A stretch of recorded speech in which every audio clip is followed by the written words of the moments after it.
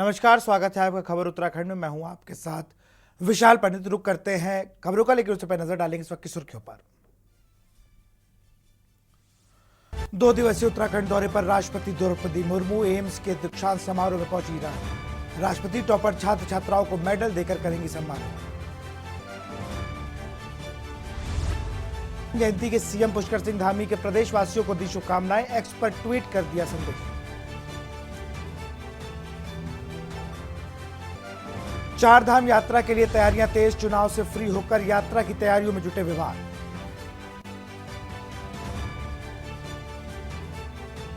उत्तराखंड में धधक रहे जंगल। अब तक वनों में 379 आग लगने से हुई घटनाएं।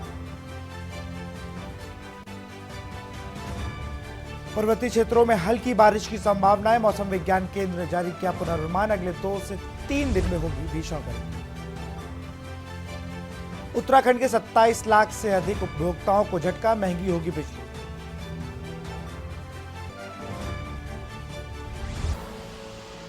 देख रहे हैं के न्यूज, खबरों का सारथी। ऋषिकेश एम्स का चौथा दीक्षांत समारोह आज आयोजित किया गया है। समारोह में राष्ट्रपति द्रौपदी मुर्मू बतौर मुख्य अतिथि शामिल हुई। उनके हाथों टॉपर छात्र छात्राओं को मेडल दिए गए। दीक्षांत समारोह में 14 स्वर्ण पदक सहित कुल 16 पदक दिए गए। दीक्षांत समारोह में 598 छात्र छात्राओं को उपाधि वितरित की गई है। दीक्षांत के बाद राष्ट्रपति परमार्थ निकेतन की गंगा आरती में भी शामिल हुए। राष्ट्रपति के दौरे को लेकर देहरादून, पौड़ी और टिहरी जिला प्रशासन पूरी तरह अलर्ट रहा।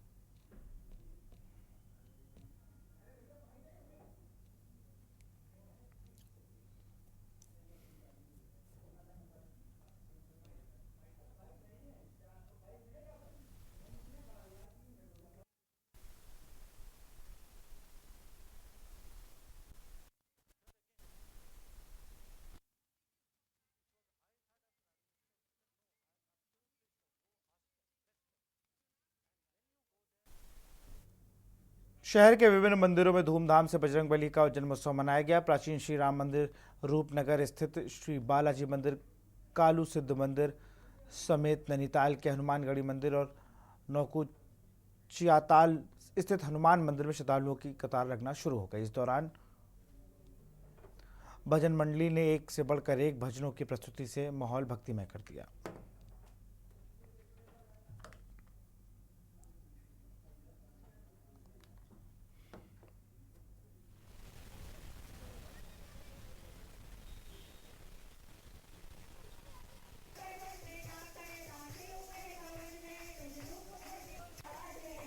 हनुमान जयंती है और सबसे पहले तो आप सभी को हनुमान जयंती की ढेर सारी शुभकामनाएं देना चाहूँगी। और आज यहीं पर हमने एक छोटा सा यहाँ पर भंडारा कर रखा है और सभी को हनुमान जयंती की बधाई देने के लिए यहाँ पर जैसे हनुमान जी को बोलते हैं कि उनको मीठा हमेशा चढ़ता है, तो उन्हीं की पसंद का आज यहाँ पर हलवा और केले हमने यहाँ पर सभी जनता को बांटने के लिए यहाँ पर व्यवस्था करवाई है और सभी दोस्तों के साथ मिलकर हनुमान जयंती की सभी को शुभकामनाएं देते हैं। जो 8 जीवित जो महापुरुष हैं हमारे, जो पुराण कहते हैं, उनमें बजरंगबली का बड़ा महत्वपूर्ण स्थान है।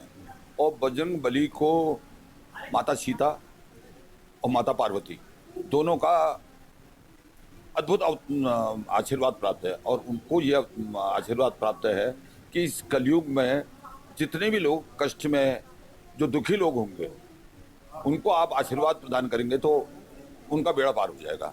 तो इसलिए हम विगत 16 वर्षों से ये हनुमान जन्मोत्सव मना रहे हैं। भगवान श्री जो हनुमान है हमारे, और उनकी प्रति जो लोगों में आस्था है और जिस प्रकार से उनका एक निस्वार्थ भाव से उन्होंने भगवान श्री राम की सेवा करी, सीता माता की सेवा करी, उसी निस्वार्थ भाव से उनके भक्त भी निकले हैं उनका संदेश लेकर। और प्यार का संदेश है, तपस्या त्याग का संदेश है। और आत्मीयता और प्रेम का संदेश है। तो सारे भगवान श्री हनुमान के जितने भी भक्त और अनुयायी हैं, और जब कठिन समय आता है, कठिन परीक्षा आती है, सबसे पहले हम उन्हीं को याद करते हैं। तो आज अवश्य जो भी कोई व्यक्ति कठिनाई में, मैं उनसे ये प्रार्थना करता हूँ उनके भी संकट विमोचक बनकर उनके घरों में आशीर्वाद है। हनुमान जन्मोत्सव आज कलयुग के टाइम में हनुमान जी ही सब सर्वश्रेष्ठ हैं। साक्षात हनुमान जी है। हनुमान जी जीवित आत्मा में हैं, इसलिए हनुमान जी का जन्मोत्सव मनाया जाता है। इस दिन को हम बहुत भव्य तरीके से मनाया जाता है। यहाँ पर रूपनगर में जो बालाजी का दरबार है, वहाँ पर बहुत अच्छा रात को जागरण वगैरह होगा और पूरा भंडारा वगैरह सब किया जाता है। हनुमान जयंती के अवसर पर कांग्रेस मुख्यालय देहरादून में हनुमान चालीसा के पाठ का आयोजन किया गया था। बड़ी संख्या में कांग्रेस कार्यकर्ताओं और पदाधिकारियों ने हनुमान चालीसा पाठ में प्रतिभाग किया। हनुमान जयंती के अवसर पर आयोजित इस पाठ के दौरान कांग्रेस भवन में प्रभु श्री राम एवं हनुमान जी के जयकारे लगाए गए।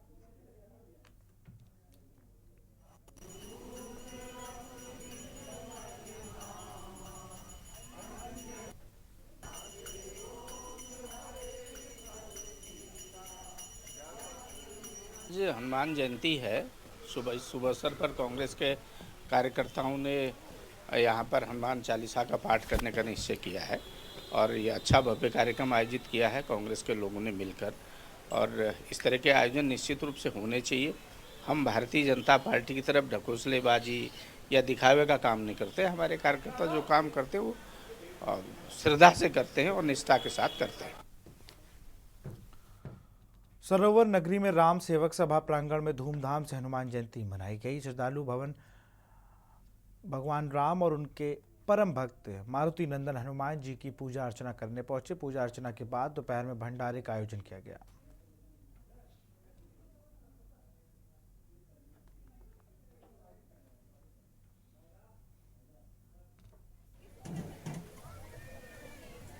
अरे हम इसको और बड़े तरीके से करना चाह रहे हैं और देखा आपने ही सभी लोग का मिलजुल के ये किया गया प्रोग्राम। ऐसा नहीं कि एक आदमी से तो हो नहीं सकता था, सभी लोग मिलजुल के किए और हम लोगों ने अपनी तरफ से पूरी कोशिश की कि और बढ़िया कर पाए।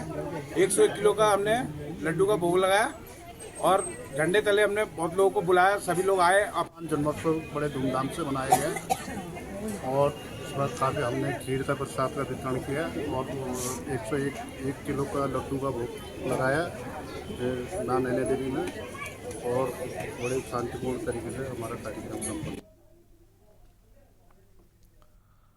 हल्द्वानी के नैनीताल रोड के पास अंबिका बिहार कॉलोनी में एक कपड़े के गोदाम के अंदर भीषण आग लग गई और आग का रूप काफी विकराल था, जिसने 3 मंजिला भवन को अपने चपेट में ले लिया। और सूचना मिलने पर हल्द्वानी कोतवाली पुलिस और फायर ब्रिगेड की टीम मौके पर पहुंची।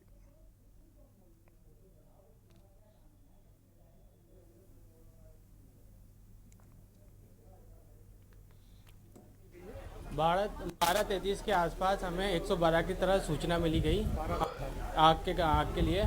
तुरंत ही 2 गाड़ी रवाना कर दी गई क्योंकि आवास में आग की सूचना थी।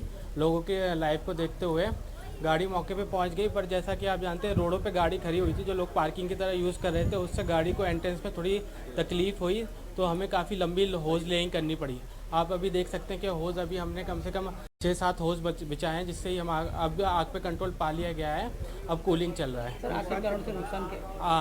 आग का कारण अभी इन्वेस्टिगेशन के बाद ही आप सभी के साथ साझा किया जाएगा और नुकसान का आकलन भी अभी किया जाएगा एक टीम बना के हमारा।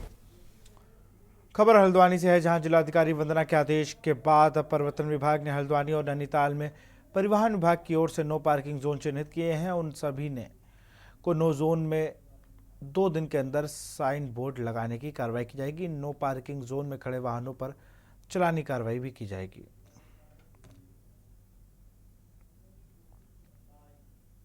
सड़क सुरक्षा को लेकर परिवहन विभाग लगातार गंभीर है और लगातार जो सड़क सुरक्षा के जो अभियोग हैं उनमें प्रवर्तन कार्रवाई की जा रही है। अभी सड़क सुरक्षा के बैठक में जिलाधिकारी महोदय द्वारा और पहले भी निर्देश दिए गए थे कि जो नो पार्किंग जोन चिन्हित किए गए हैं हल्द्वानी और नैनीताल में, उनमें लगातार प्रवर्तन कार्रवाई की जाए।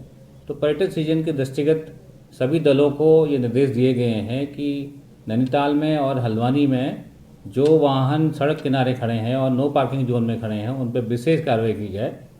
आज उनको हमने कल से हमने अभियान लगाया था, आज भी लगातार जारी है। तो ऐसे वाहन जो इन मार्गों पर खड़े पाए जाएंगे उनके खिलाफ सख्त कार्रवाई की जाएगी। प्रथम चरण में उनको अवगत भी कराया गया है कि वो अपने अपनी पार्किंग स्थल पर खड़ी करें। नहीं माने जाने पर अगर वो नहीं उल्लंघन करते लगातार करेंगे तो इसमें अधिकतम जुर्माना भी हम लोग लगाएंगे। देवभूमि उत्तराखंड में सूर्य की बढ़ती तपिश के साथ ही जंगलों में आग धड़कती जा रही है। चढ़ते पारे के बीच उत्तराखंड के जंगलों में आग की घटनाओं में चिंताजनक रूप से बढ़ोतरी हो रही है। वनाग्नि की चपेट में आने से 500 से अधिक हेक्टेयर जंगल आग की भेंट चढ़ चुका है। बात करें तो पिछले 24 घंटे की तो राज्य भर में 52 से ज्यादा स्थानों पर वनाग्नि की घटनाएं सामने आई हैं। इस रिपोर्ट को देखिए।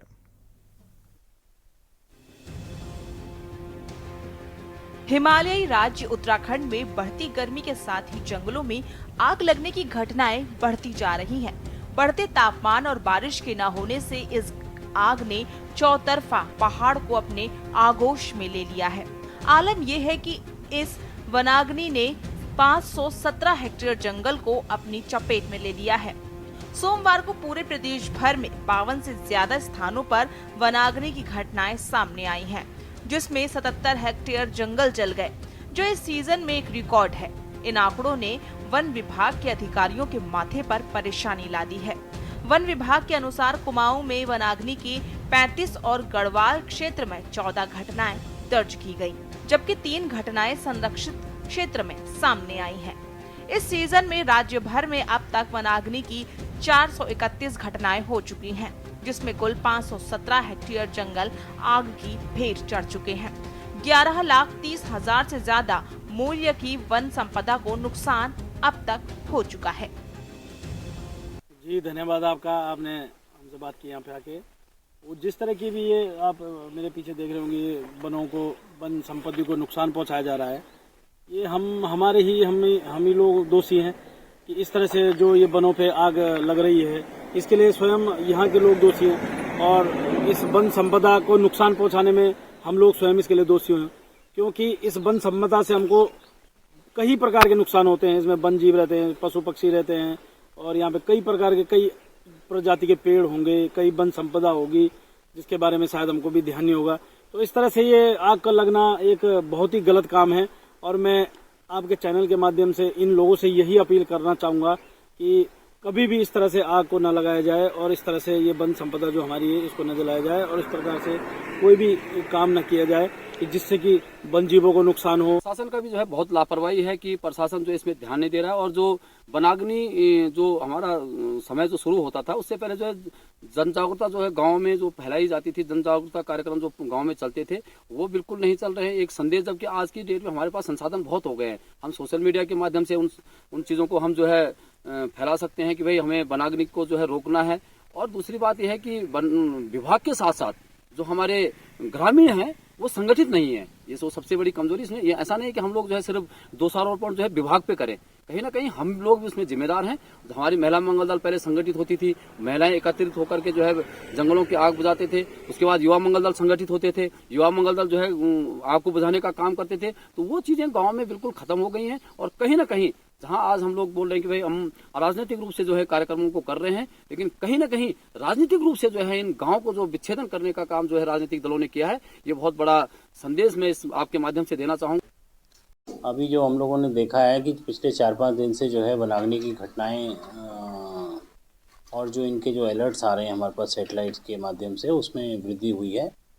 और विशेष रूप से जो है कुमाऊं जोन के अंतर्गत कुछ प्रभाग हैं, जैसे कि पिथौरागढ़ वन प्रभाग, चंपावत वन प्रभाग, हल्द्वानी और नैनीताल वन प्रभाग, उसमें जो है वनाग्नि की घटनाएं जो हैं प्रकाश में आई हैं।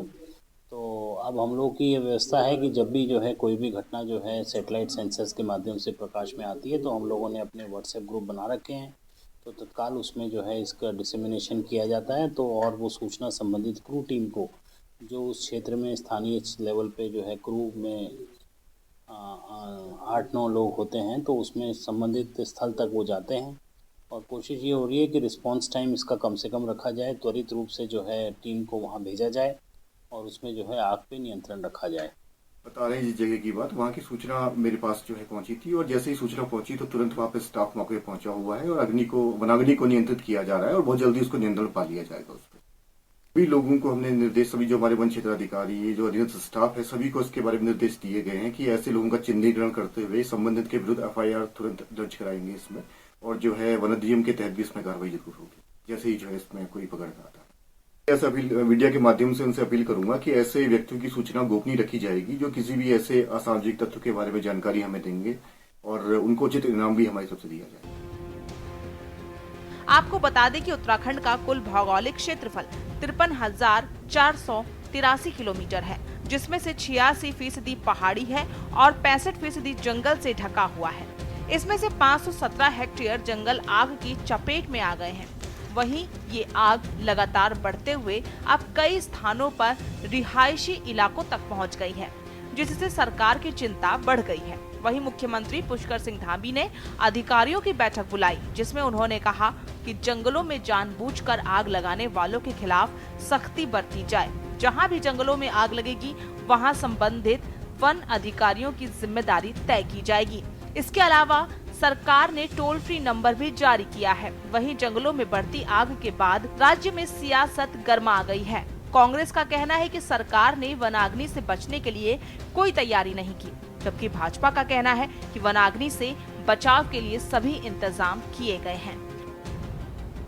देखिए, इसको लेकर के सरकार ने जो है 70 जगह में विभाग ने स्पॉट किया है और 70 जगहों को चिन्हित किया गया है जहां पर इस प्रकार की वनाग्नि देखी जाती थी या पिछले वर्षों में देखी गई है।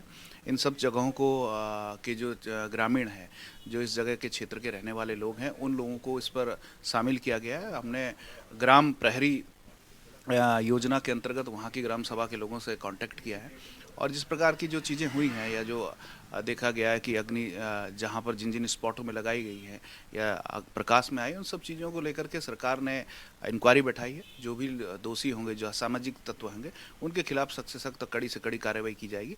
माननीय मुख्यमंत्री जी ने भी कल इसमें बैठक ली है। निश्चित रूप से 70 के 70 स्पॉटों के सहित पूरे उत्तराखंड के अंदर सरकार ने वन विभाग को भी और ग्राम सभाओं को भी और जो वहाँ के रहने वाले लोग हैं, उन सबको कनेक्टिविटी करते हुए बेहतर हमारी योजना रहे, बेहतर ढंग से हम अग्नि से निपट सके, इस पर कार्रवाई करें। वनाग्नि के प्रति कतई गंभीर नहीं है। सरकार ने कोई ध्यान इस ओर नहीं दिया और आज आप देखें कि चारों तरफ उत्तराखंड के जंगल धधक रहे हैं, करोड़ों की संपत्ति का नुकसान हो रहा है। सरकार अगर समय पर कार्रवाई करती, समय पर अगर प्लान करके चलती, तो मैं समझता हूँ इतनी बड़ी वनाग्नि नहीं होती। और हम वनों पर आधारित प्रदेश है, हरित प्रदेश है, बड़ी ऑक्सीजन देने का हम काम करते हैं, हम हरियाली देने का काम करते हैं, लोगों को ऑक्सीजन देने का काम करते हैं। लेकिन वनाग्नि से जहाँ एक और वन्य प्राणियों को भी नुकसान हो रहा है, पर्यावरण को भी नुकसान हो रहा है और सरकार को चाहिए कि वो वनाग्नि में काबू करे। कुल मिलाकर गर्मी बढ़ने और बारिश न होने से जंगलों में लगी आग अपने दायरों को बढ़ाती जा रही है, जो कि चिंता बढ़ा रही है। सवाल यह है कि गर्मी की शुरुआत में यदि ये हाल है तो आगे क्या होगा? आखिर क्यों वन विभाग ने समय रहते पूरी तैयारी नहीं की? आखिर कब धधकते जंगलों से उत्तराखंड वासियों को राहत मिलेगी? उत्तराखंड डेस्क रिपोर्ट, के न्यूज इंडिया।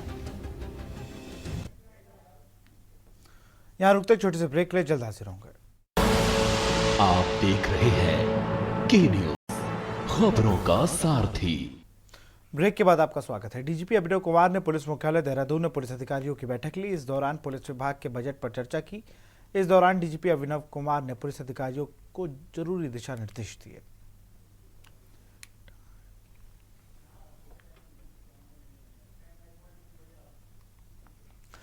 पूर्व कैबिनेट मंत्री हरक सिंह रावत ने अपने ऊपर हुए सीबीआई छापे को लेकर सफाई देते हुए बयान दिया कि उन्होंने कहा है कि सीबीआई का छापा उनके ऊपर नहीं पड़ा। उन्होंने कहा कि सीबीआई द्वारा पाखरू टाइगर सफारी को जांच की गई है, सीबीआई द्वारा उसकी जांच भी हो रही है। बताया जा रहा है कि उनके कार्यकाल में विकास की सोच के साथ भारत सरकार से पाखरू टाइगर सफारी को स्वीकृत किया गया था।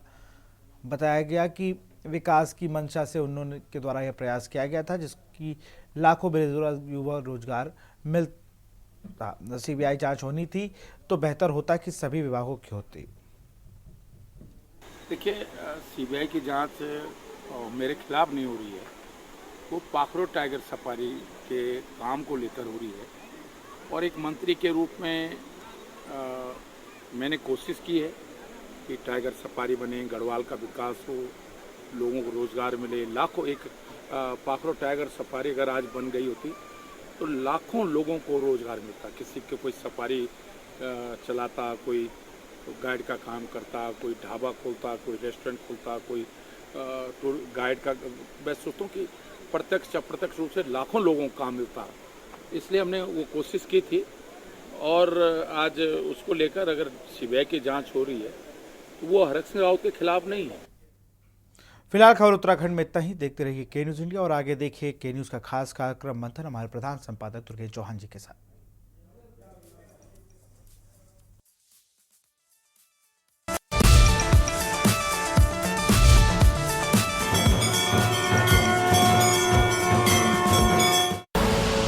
आप देख रहे हैं के न्यूज़, खबरों का सारथी।